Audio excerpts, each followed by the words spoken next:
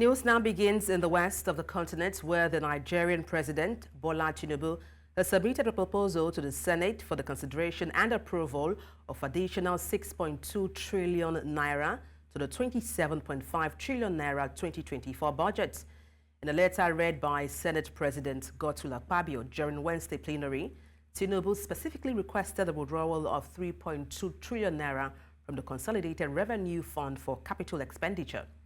Additionally, he sought another 3 trillion naira for the additional recurrent expenditure for the fiscal year ending December 31st, 2024. The letter also included a request to amend the Finance Act of 2023 to impose and charge a windfall tax on banks, outlining provisions for the administration of these tax and related matters. The Nigerian Senate has removed Senator Ali Ndume as the chief whip, replacing him with Senator Tahir Monguno. The change followed the directive issued in a letter by the national chairman of the party, Umaru Ganduje, and the national secretary, Senator Bashir Adebola. The letter was read during plenary, and the request was to put to the voice vote by Senate President Godswill Akpabio, receiving loud affirmation from all APC senators. The APC accused Ndume of making hurtful comments against President Bola Tinubu's administration. In a recent interview, Ndume alleged that some ministers and lawmakers could no longer reach Tinubu to relay the prevailing economic hardship and hunger in the country. Justice James Omotosho of the Federal High Court in Abuja on Wednesday nullified the impeachment of Philip Shuaibu as the Deputy Governor of Edo State. In his ruling, Justice Omotosho ordered Shuaibu's reinstatement, citing the Edo State House of Assembly's failure to follow due process in the impeachment. The court also invalidated the appointment of Shuaibu's replacement. Justice Omotosho held that the allegations used to justify the impeachment did not constitute gross misconduct and were legally untenable. He further directed the Inspector General of Police to provide Shuaibu with the necessary security to resume office and perform his duties until the end of his tenure. In the meantime, the Edo State House of Assembly has appealed the Federal High Court judgment overturning the impeachment of former Deputy Governor Philip Shuaibu. Now, the Assembly filed a stay of execution pending appeal. Shuaibu was impeached in April 2024 following allegations of misconduct, including perjury and leaking government secrets. He was removed from office by a vote of 18-1. The impeachment followed a report by a 7-man investigative panel. Governor Godwin Obaseki appointed Omobayo Marvelous Godwins as his new deputy. The appeal seeks to reinstate Shuaibu's impeachment, which was set aside by the Federal High Court. The case is ongoing and the outcome is pending. Let's also tell you that 13 Nigerian governors from the People's Democratic Party, PDP, have ended a closed-door meeting at the government's house in Enugu. In their attendance were Governors Sheriff Obarawari of Delta State, Bala Mohammed of Bauchi State, Godwin Obaseki of Edo State, Caleb Mofong of Plateau State, Agbu Kefes of Taraba State, and Dauda Lawal of Zamfara State. Also present were Governors Ademola Adeleke of Osun State, Duoye Diri of Bayelsa State, Hamado Finteri of Adamawa State, Siminalaye Fubara of Rivers State, and host Governor Peter Mba of Enugu State. Additionally, several party leaders were present, including PDP Board of Trustees Chairperson Adolphus Wabara, Acting National Chairperson represented by Deputy National Chairperson South Taufik Arapaja, former Kaduna State Governor Hamed McCarthy, and former Niger State Governor Babangida Aliyu. We'll bring you details of the outcome of the meeting in our subsequent bulletin. The new Nigeria People's Party in Ondo State has written the Chief Justice of Nigeria, Olukayode Ariwola, over the appointment of transition committees by the APC-led government in the 18 local government and 33 council development areas of the state. Now, according to the NNPP, the move was a gross violation of the recent judgment of the Supreme Court, affirming the right of local governments to receive monthly allocations directly from the Federation account. It stressed that the appointment rubbished the June 20th ruling of the Justice A. Adebusoye of the Ondo High Court, in line with the Local Government Creation Law of 2023. The NNPP described the appointment as gross misconduct and flagrant disobedience of court judgments. And to unpack this, I am joined by a lawyer and also political analyst from Edo State, Taiwo Ojumu. Good evening. Glad to have you join me. Likewise. Okay, let me kick off by asking, what are your thoughts on NNPC's petition describing the appointment of, as gross misconduct and also disobedience of court judgments? Thank you, Adebola. Now, like I've always maintained, there are always two sides to a coin. The lawyer in me, actually, the first time I read that the governor of Edo State constituted, appointed transition committees, I was very concerned as a lawyer, and I was not happy about that development. But on second look at it, particularly when the NSC, Dr. Adedugba released correspondence about 3 days ago, and that gave me the opportunity to look at it from another angle. Like the name of the committee suggests, transition committee. I'm of the firm opinion, like I said, it's neither here nor there, but I'm of the firm opinion that as the name of the transition committee does not necessarily, it is not, I don't think it runs foul of the judgment of the Supreme Court on the matter. And nobody dares disobey the Supreme Court, because that Supreme Court is the apex court of the land, and learned Sikh Adedugba knows better, because he's the minister in the Temple of Justice, so he understands that he knows the consequences of disobeying such order. But I feel like the name suggests, transition committees, the committees are there to create some kind of seamlessness pending the time there will be election, local government election. The judgment of the court cannot take effect immediately, and they can't be vacuum in governance. Otherwise, the people will suffer. So yeah, I think yeah, like I said, at first I was a bit disturbed about the appointments, but later on, I feel well. So far, the intention is not to wrong or to contradict the decision of the Supreme Court. I think it's not altogether a bad idea. But some persons say this is a violation of the Constitution of Nigeria. Setting up such local government, is a violation. What do you make of that? Yeah, like I did say, like I said, it depends on the angle from which one is looking at it from. The lawyer in me will agree with those who hold the firm opinion that it is a gross violation of the Constitution of Nigeria, because but then they can't be vacuum. If you look at that, if you place the arguments side by side, you will see that the people of Ondo State, the people of those respective local government that will suffer if there's no if there's no such remedy as well. So I don't know. Okay, the lawyer in me agrees with those people who hold that opinion. But again, if you look at it from the common sense point of view, if you try to be rational about these things, insofar as the intention of the governor is not to undermine the Constitution and to undermine also the decision of the Supreme Court, I think. Okay, if I may come in there, talking about the people of Ondo State, what's your reaction to those who say the creation of the LCDs is to reach the people at the grassroots in cases where the local governments are overwhelmed? Yes, I think last time I was here, I think I did mention that by way of personal opinion, I think the people that will suffer, yes, as much as I agree with the court that the procedures as provided by the Constitution was not strictly followed in the creation of those LCDs, but in the end, the people that will suffer, because the creation was informed in the first place by the need for grassroots people to feel the presence of government.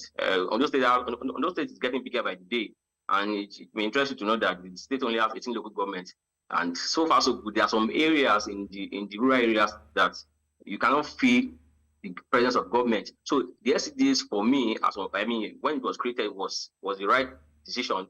But the issue of whether the procedures were followed is another issue entirely. And so, yes, I agree with those who say that the people that the creation will mean that people in those local areas be able to feel some developmental projects from the government, they will feel government presence.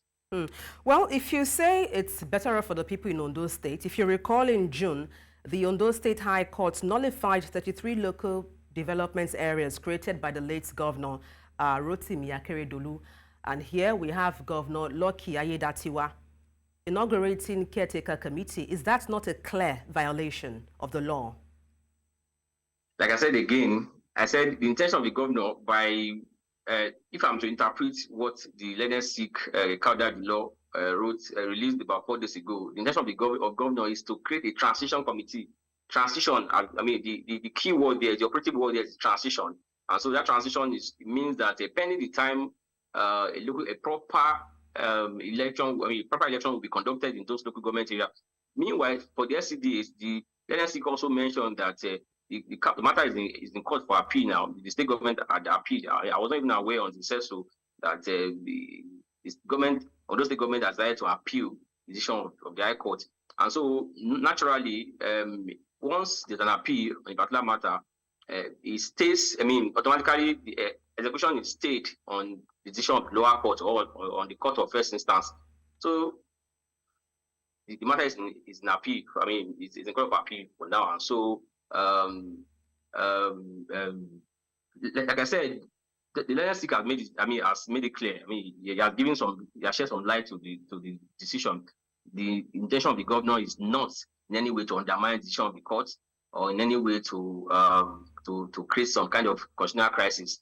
It is just a transitional committee that would make sure that there's no vacuum in governance. And that's a fine place to wrap up. Thank you so much for your perspective. Taiwo Ojomo, political analyst, many thanks again for your insights. Thank you for having me, Adebola. The Islamic Movement of Nigeria has held a procession to mark the 2024 Islamic Day of Ashura despite the police order urging them to discontinue their walk. The Federal Capital Territory Police Command, in a statement by the spokesperson Josephine Ade, banned the procession, saying it has in the past disrupted public peace. The members who held the procession from the Wuse Market down to Berger roundabout said the walk is to stand in solidarity with the people of Palestine, calling an end to the bloodbath going on in Gaza. Security agencies were mobilized in full force to disperse the procession, but members of the movement had rounded up the exercise before they arrived.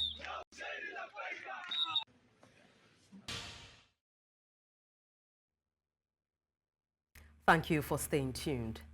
The Nigeria Labour Congress has issued a stern warning to the National Assembly, threatening a month-long nationwide strike if plans to deregulate the national minimum wage are approved. NLC President Joe Ajaero made this announcement in Lagos, saying the move would grant state governors the power to determine wages, effectively abolishing the minimum wage. Ajaero emphasized that organized labor will not accept a situation that forces workers into poverty. He stressed the importance of equal pay for equal work, regardless of location, citing the constitutional provision for equal pay for equal work. The NLC is urging the National Assembly to reject the proposal and ensure fair wages for all workers. The threat comes as negotiations for a new national minimum wage continue. And to unpack this, I am joined by a public affairs analyst, Dotun Ojon. Glad to have you join me on the news. It's good to be here. Thank you for having me. The pleasure is all mine. For the benefit of those who may not know, perhaps you should start by describing what the regulated minimum wage is.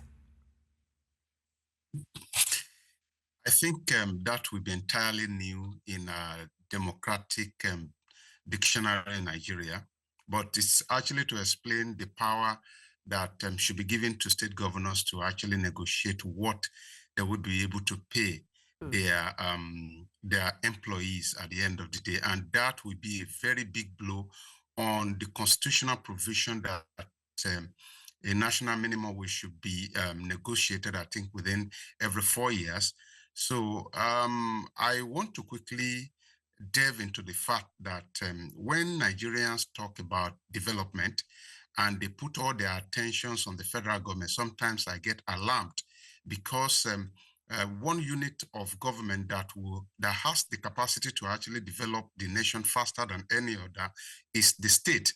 Unfortunately, the state government have shown over the years that most often some of the governors are really not concerned about development of their people.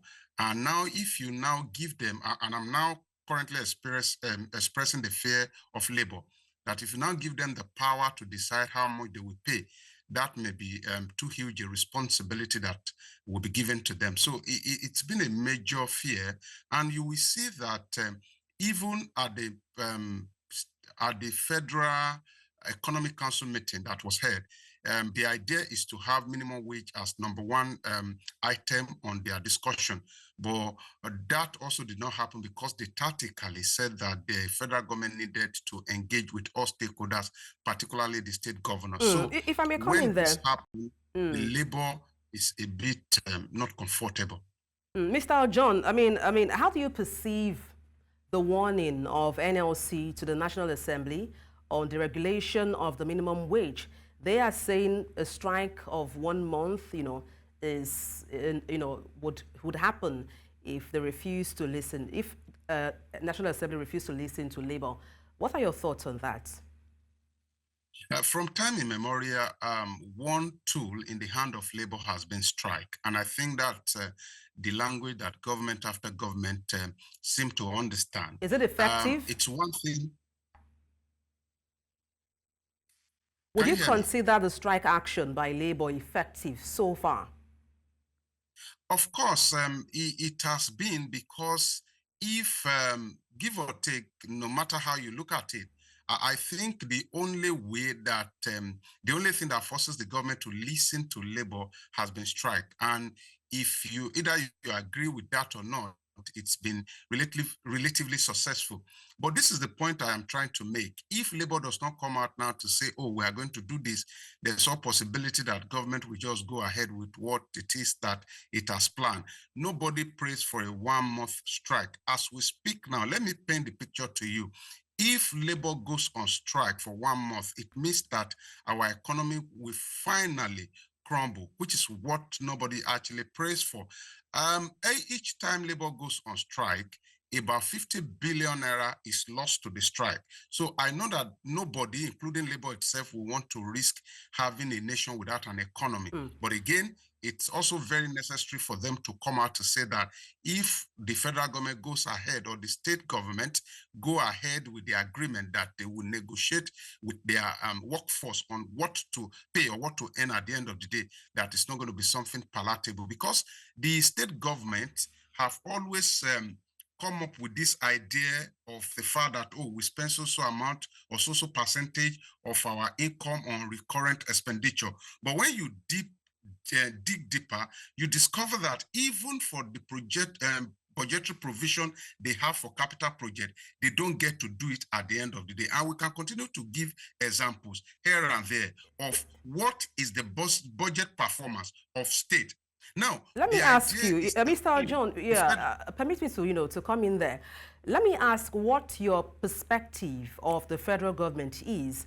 We're still waiting for the new minimum wage to be announced, and we've seen a number of interventions by the federal government.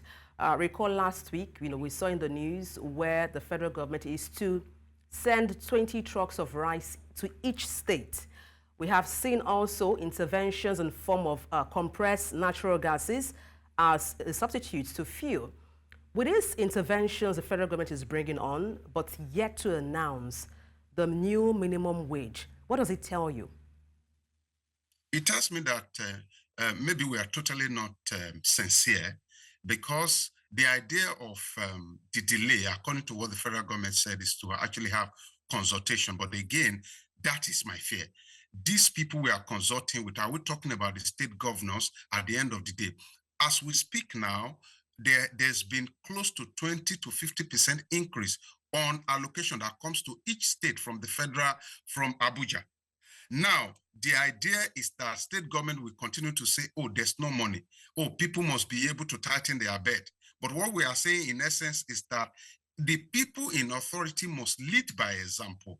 You cannot continue to lead a life of affluence and opulence and tell your people to continue to tighten their belt. And I think this is a major disconnect between what Labour is asking for and the reality of our economy. Ideally, nobody should be asking for more money at this point in time, because we have come to realize that more money has got no capacity to turn things around. What we should be asking for is a friendly economy. We can't be talking about exchange rate of 1,500 to $1, and you'll be still seeking for more money. That means that even when you get the more money, the reality of the economy will swallow it. But when people in authority continue to lead a life of opulence and affluence, then people that are coming behind them will not have any justification to want to remain in poverty. So I think the essence of waiting is for the state government. And with due respect, I think the major issues that we have, the major problem we have, the major underdevelopment we have, the major lies we have in government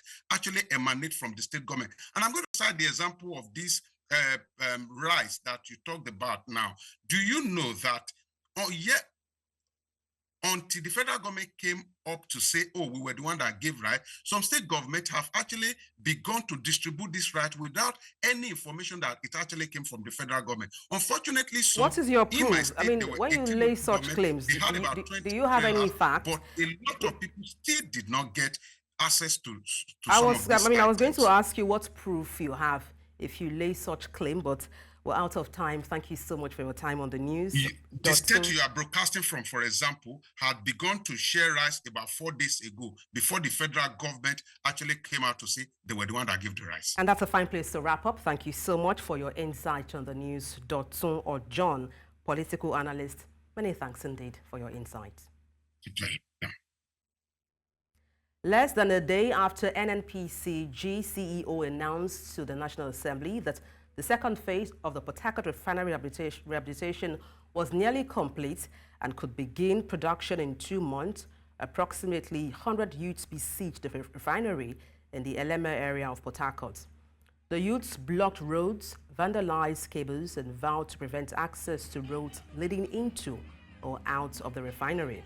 In response, President Bola Tinubu directed the Chief of Defense Staff, General Christopher Musa, to swiftly end oil theft and vandalism in the Niger Delta region to ensure optimal national oil production. Mele Kyari, the Group Executive Officer of the Nigerian National Petroleum Company Limited, announced this directive at the Defense Headquarters in Abuja following a meeting of all security chiefs and intelligence agency heads. Kyari emphasized that achieving economic stability is impossible without curbing oil theft and other crimes in the Niger Delta. General Musa assured Nigerians that the result of harmonized operation of security agencies will be evident within the next 2 to 3 months. Earlier, we were joined by National Industrial Officer Pengasin, Dr. Eze Ifeanyi, and he shared his thoughts. We are always happy when we get such a signal. But then we know too that this is not the first time we've been getting such signals. But we are excited. We are happy if we can follow it through as a nation. We've been producing below even the OPEC quota. The amount of crude that OPEC has asked us to produce.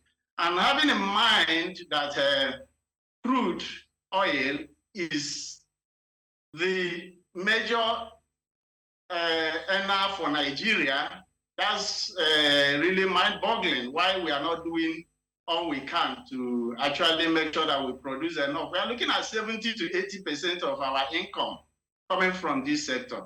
It's possible that that can come to fruition, but bearing other exigencies, somehow we have a lot of complexities in this country, but we are optimistic that will happen. The Nigerian Senate has called for stiffer penalties for violations of construction and building codes to address the growing issue of building collapse in the country. The resolution was reached in Abuja as senators debated urgent matter following the collapse of St. Academy in Jos Plateau State. The school collapsed on July 12th, resulting in the deaths of 22 students and staff members, while over 100 others sustained injuries. Senator Dickett Plank, who moved the motion, highlighted how tragic the incident was, affecting lives of many parents, families, and the state government. In his remarks, President of the Senate, Godswill Akpabio, also condoled with the family of the deceased and members of staff, government, and people of Plateau over the collapse of St. Academy building in Jos. However, the Senate recommended civil penalty for anyone involved in violating building regulations, urging the Plateau State government to conduct full investigation and bring to book all those found culpable. Quantifiable magnitude in Plateau North Senatorial District as a two-story building of St. Academy School, Busabuji, in Jos North local government area, one of the local government areas of Plateau North Senatorial District collapsed, thereby killing not less than 24 students and staff members, while more than 100 victims were rescued from the debris. What we can do as a national parliament that regulate the various institutions is to see what we can do to tinker with the law such that if you design a building and you are obliged to supervise the construction, should the building collapse within a certain number of years, you are liable not only to withdraw your license, you are liable to prosecution. And then further condole with the government and good people of Plateau State and all Nigerians, because like Senator Omen said, the death of these children, if taken one by one, the identities of the children would definitely include an Igbo man, because it's very sure that the Igbos have spare parts industries in Plateau State, and the children will, their children want to go to school. So I want us to.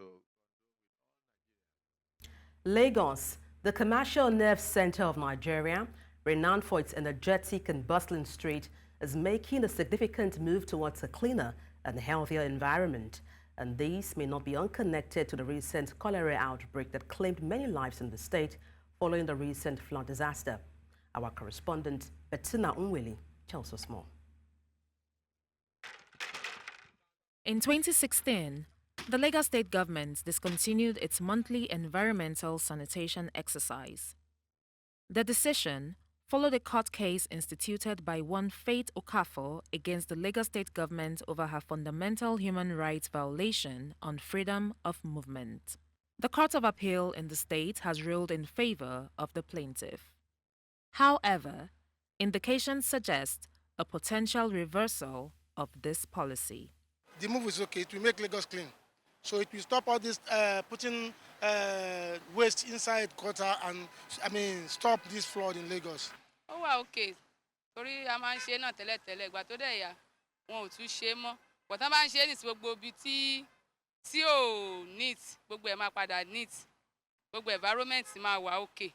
Gbogbo ibi tí ò yẹ kí wọ́n máa dà dọ̀tí sí, tí wọ́n ń dà síbẹ̀. Gbogbo ẹ̀ máa tún wà okay padà. As for me, I think I feel good about that because we really need it in this our environment. 8 years later, Tokunbo Wahab, the State Commissioner for Environment and Water Resources, announced that the State Executive Council is considering reintroducing the monthly environmental sanitation exercise. During the flag-off awareness campaign, Governor Babajide Sanwo-Olu expressed concern over the extensive littering observed in drains during his tour of some streets in Lagos Island. He emphasized the critical need for all residents to adopt responsible environmental practices to prevent potential disease outbreaks in the state. The governor also urged residents to prioritize environmental cleanliness in their daily lives. The level of refuse, uncleanliness, untidiness that we have noticed even driving around this morning. And so we want to use this to start the advocacy and the conversation around how do we not only bring back environmental sanitation, but how do we ensure that we can improve the physical cleanliness on our environment. From next week Saturday and the Saturday after, we will be going out to to demonstrate and to show to the citizens that we're serious about this.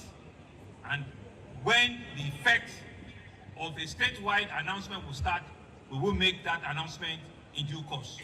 Behind me is an example of what the streets of Lagos State, Nigeria have become in recent times. Now, the Lagos State Governor and the Commissioner for Environment in Lagos State have hinted at bringing back the monthly environmental sanitation into the state. The environmental sanitation was stopped 8 years ago, and now they are bringing it back. Cleanliness is next to godliness. The new awareness campaign initiative could be linked to the recent floods in major parts of Lagos caused by incessant rains and the accumulation of waste across the state. In Lagos, for News Central, Bettina Nwili. In the east of the continent, the United Nations says more than 450 civilians have been killed in South Sudan in the first 3 months of the year, up from 406 in the last quarter of 2023, deploring increase in violence incident. The world's newest nation is still plagued by violence and political infightings since achieving independence from Sudan in 2011. A peace agreement 6 years ago ended a 2013 to 2018 civil war between President Salva Kiir and Vice President Riek Machar, but key provisions remain unfulfilled. The young nation is due to hold its first elections in December, but international observers say many of the requirements for the poll to take place are still pending. The new South African Minister of Home Affairs, Leon Schreiber, says the Department of Home Affairs is ready to streamline the process in getting skills into the country with improved turnaround times, while the new remote visa will make it easier for foreign workers to set up and work temporarily from South Africa without falling ill of local tax laws. Now, the minister was speaking to the media during a walkabout at Cape Town Refugee Reception Center. Schreiber said that for South Africa to be effective in unlocking scarce skills and grow tourism to create jobs, Home Affairs must urgently clear the backlog in processing of permits to ensure that Home Affairs remains vital in ensuring that South Africa remains competitive and can generate rapid, inclusive, and sustainable economic growth to create jobs. Our correspondent, Bongani Ziba, has details. It's a hub of activities here every day. Both citizens and immigrants flock to get their documentation. But for foreign nationals seeking to legalize their stay in the country, this place can be a source of frustration. Despite being regular visitors, many of them say they struggle to get documentation they need. Turnaround time for me is a problem, where you apply for a document and you have to spend years. You come into the premises like every month to follow up on one documentation. For me is the frustration. I'm 21 years here in South Africa, but I'm still waiting for all my documents to be approved. I did apply my residence permanent from 2020. Till now, I'm still waiting for my result.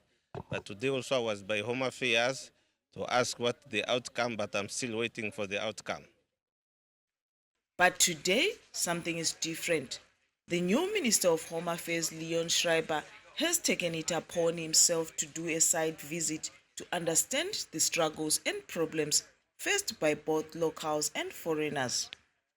This is a sector or an area that deserves much attention, and specifically on the resourcing side.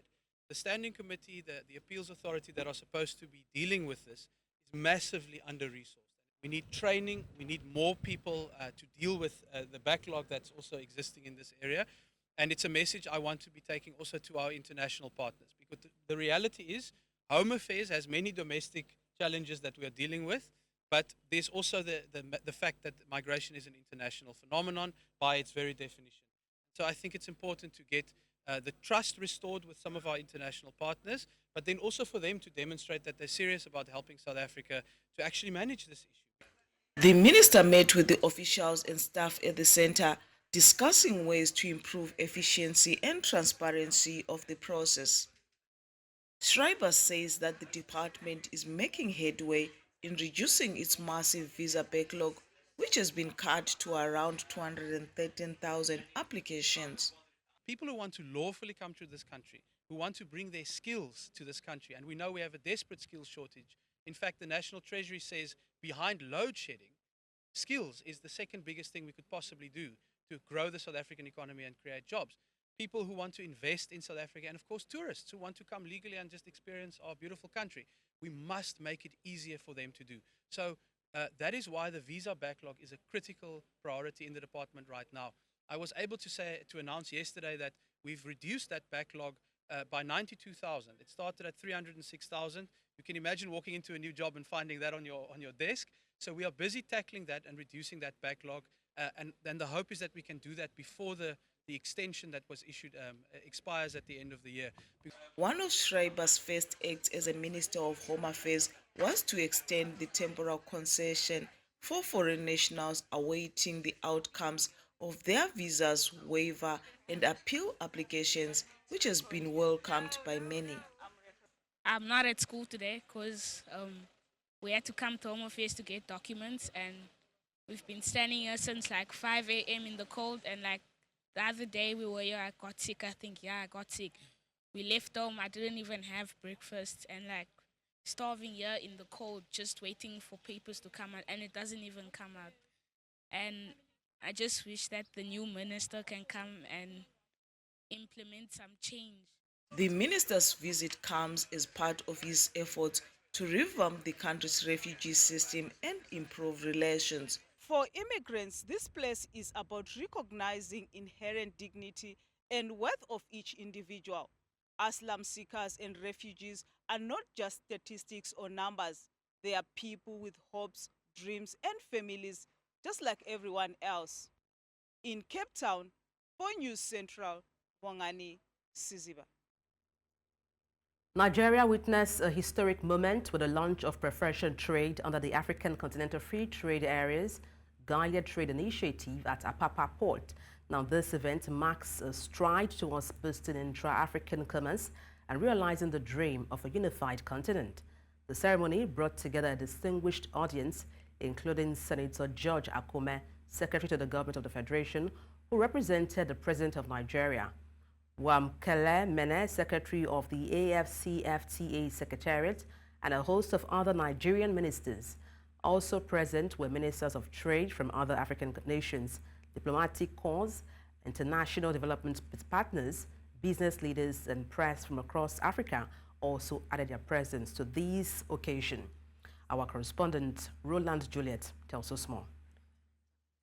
Signifies Nigeria's official participation in the second phase of the African Continental Free Trade Area Guided Trade Initiative.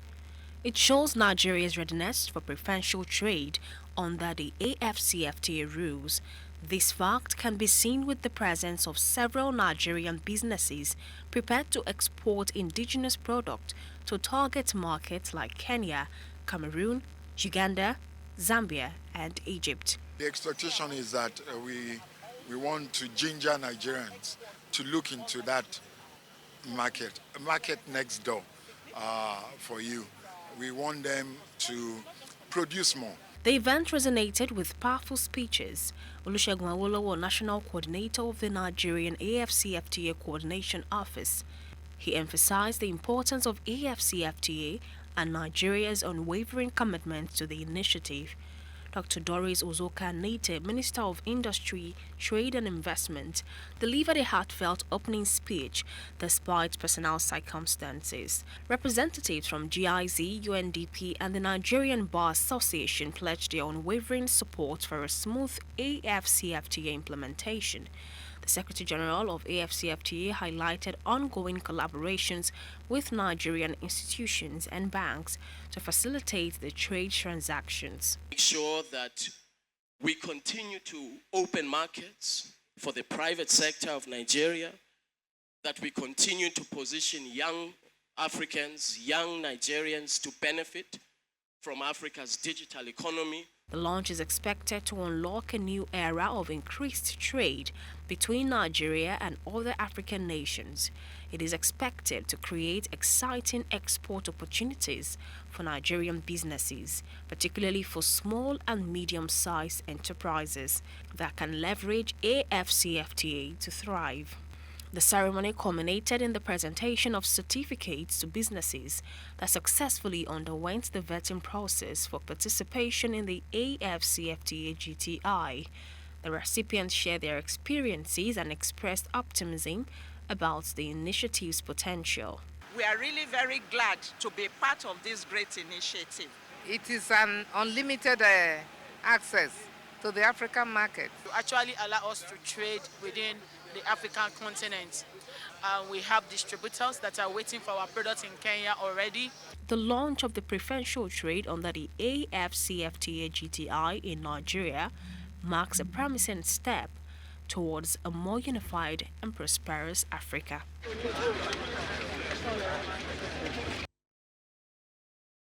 And that's all on the news. But before we go, let's take a look again at some of the major stories. Tahir Mungono replaces Ali Ndume as Senate Chief Whip. Abuja High Court voids impeachment of former Deputy Governor Philip Shuaibu. Female bystander killed as armed groups clash in Tajura town. Send your eyewitness report to the WhatsApp number on the screen and do follow us on social media. We are at News Central TV. You can watch us live on DSTV, channel 422, Star Times, channel 274, Avo TV, and YouTube. Many thanks for watching. I am Adebola Adedugba.